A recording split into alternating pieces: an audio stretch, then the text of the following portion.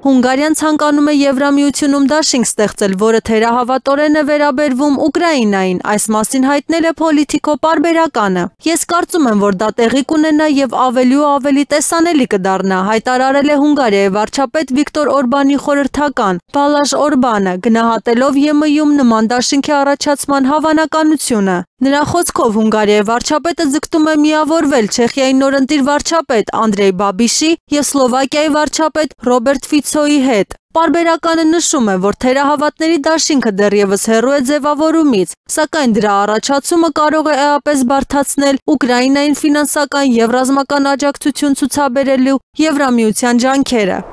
ԱՄՆ նախագահ Դոնալդ Թրամփը հրաժարվել է Բրազիլիայի նախկին առաջնորդ Ժայիր Բոլսոնարոյի հետագա աջակցությունից, որին սեպտեմբերին Հանրապետության դատարանը հեղաշրջման գործով դատապարտել էր 27 տարվա ազատազրկման։ Այս մասին հայտնել է CNN News-ը։ Նշվում է, որ Թրամփը չի ցանկանում, որ իր անունը ասոցացվի քաղաքական անհաջողակների հետ։ Ամերիկացի առաջնորդի կարծիքով Բրազիլիայի նախկին ղեկավարը պարտվել է համաներման համար պայքարում, իսկ գործող նախագահ Լուլա դա Սիլվան վերընտրվելու բոլոր շանսերն ունի 2026 թվականի հոկտեմբերին։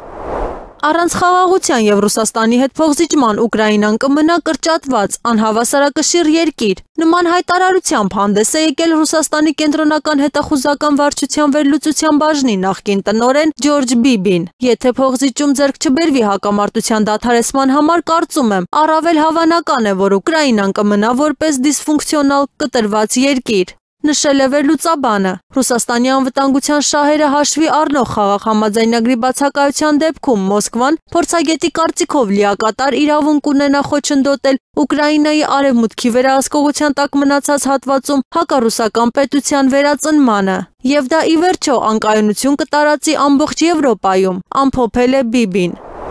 Վիետնամը գաղտնի խոշոր սպառազինություն է գնել Ռուսաստանից, նման հայտարարությամբ հանդես է եկել New York Times պարբերականը։ Ինչպես ասվում է նյութում, ԱՄՆ նախկին առաջնորդ Ջո Բայդենի օրոք ԱՄՆ-ն եւ Վիետնամը հասել են առավելագույն մերձեցման, սակայն Մոսկվան ջանքեր չի թողել ամրապնդել հարաբերությունները Հանոյի հետ, որպես իր զենքի խոշոր գնորդի։ Պարբերականի հետաքննությունը հիմնված է փաստաթղթերի վերլուծության վրա, ինչպես նաեւ Վիետնամի եւ ԱՄՆ-ի պաշտոնյաների հետ զրույցների։ Ինչպես նշված է հոդվածում, այս ամառ պաշտոնական Հանոյում սկսեցին լուրեր շրջանառվել այն մասին, որ իշխանությունները Ռուսաստանի հետ ստորագրել են օդային եւ ծովային պաշտպանության միջոցների մատակարարման նոր խոշոր պայմանագրեր։ Ռազմական վերլուծաբանների կարծիքով խոսքը կարող է լինել Վիետնամի երկար տարիների խոշորագույն ռազմական պատվերներից մեկի մասին։ Պաշտոնյաներից մեկը, ով հաստատել է պարբերականին, որ խոշոր գնումներ են իրականացվում Մոսկվայից, նշել է, որ գործարքի գումարը կազմում է 8 միլիարդ դոլար եւ ներառում է 40 նոր կործանիչ։